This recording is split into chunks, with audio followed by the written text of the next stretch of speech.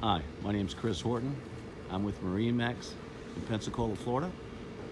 Today I'm going to show you the 2006 Luhrs 28-foot open.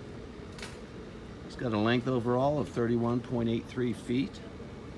It's got a beam of an 11.5 feet.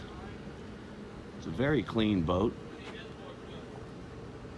Upper station or / cobia tower. Lots of rod holders. It's got twin Volvo 5.7 motors with a total of 640 horsepower. Let's step aboard and see what else she has. We're down below of the 2006 Luhrs 28-foot open. There's your fuse panel. Your head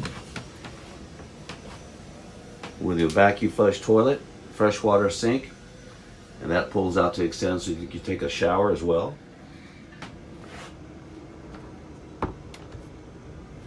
If you want to go on an overnighter, you've got plenty of room. This boat has AC and heat, along with shore power and a generator. There's your cooktop, freshwater sink, stereo, battery switches. You've got plenty of storage in this boat as well. Call us at 850-477-1112 and we'll be glad to show the boat to you.